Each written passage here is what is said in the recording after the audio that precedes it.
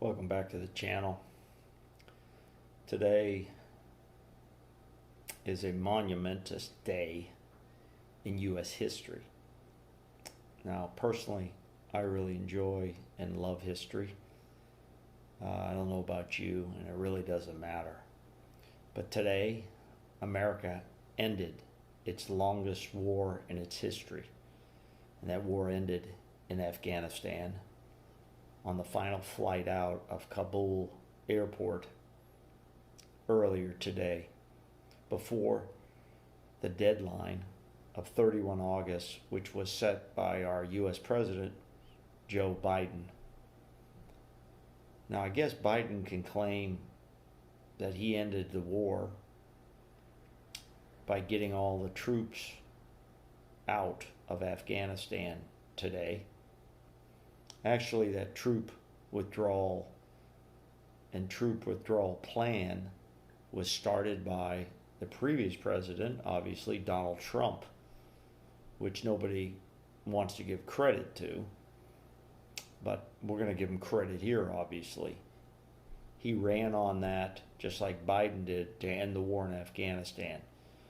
So, like most Americans, and I myself too, believe that the war should have ended, but not, and I repeat, not in the way that it did end.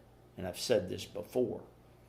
Now, Biden may get credit for closing it out and getting the troops out. Every last troop is out of there. We have no U.S. forces on the ground in Afghanistan. He gets credit for that. What he also gets credit for is probably the worst withdrawal and evacuation program ever in U.S. history. It should have been a well-planned withdrawal of all Americans and all of those who assisted American and Allied forces. But it was not. It was a debacle. It was horrible. There's no other way to put it, and there's no way that the Biden administration can spin it or try to tell another story. They're going to try, but this is part of their legacy. So he is credited with the worst evacuation or withdrawal ever in U.S. history. He also is credited with the deaths of 13 U.S. military forces, Marines, that were killed at Kabul airport by a suicide bomber. That's on Joe Biden because of the bad planning that went into this. He makes the final decisions. Let's make sure you understand something. The military doesn't set policy, it carries out policy. Now, if they were responsible for these really horrendous withdrawal and evacuation plans, then that needs to be said, and we'll find out sooner or later. We will find out, okay? It's going to come out. But there's no way to spin out of this. Period. This is one of the most embarrassing events in American history. And Joe Biden, where the buck stops, is responsible for this event. It didn't have to be like this. Our military does good things, very good things. If he would have just said, this is what I'd like to do, you guys do it, show me how you're going to do it, and left them alone, it would have been so much better. So much better. And he must regret that every night when he goes to bed. Joe Biden is also responsible for Americans who were left behind. Now, let's make sure you understand. When I was in the Army, as well as the Army today, as well as the U.S. military today, we always had a theme, and that theme was nobody gets left behind. No one is ever left behind. And that applies strictly and most importantly to all Americans. No soldier would be left on the battlefield. We would bring everybody out, bring everybody back. Well, that didn't happen today. The current administration estimates 300 or less Americans who have been left in Afghanistan, who wanted to come out, who made known they wanted to come out, and for whatever reason, they couldn't get out.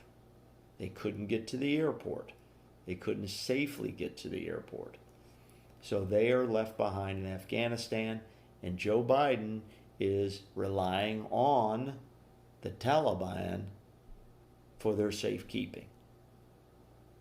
That's almost absurd to think that we're going to rely on the Taliban to take care of them. But that's the situation we're in. He's asking his State Department to stay in touch with the Taliban, the same people that we've been at war with for the last 20 years, to take care of the Americans left behind. That is not a good plan, and no one would have ever made such a plan. But because of the poor and horrible planning that went into this situation, that's what he ends up with. And that's a complete joke. And that's not from a Democratic or Republican opinion. That's from an independent, unbiased opinion, period. We're going to have to stay tuned. We're going to have to follow how this situation is going to unravel. But if you're a mom and dad sitting at home now and you have a young son or daughter who is stranded, and that's the key word, stranded in Afghanistan, you've got to be worried. And the administration fully admits, including the Pentagon, that Americans were left behind who wanted to come out. That's a fact.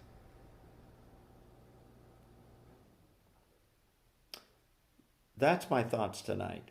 I'm not going to drag this on, but it's horrendous that we have had to end up, after 20 years of war with the Taliban, that in 2001, when we went after those who attacked us on 9/11, the Taliban harbored Al-Qaeda and bin Laden, and we went after them.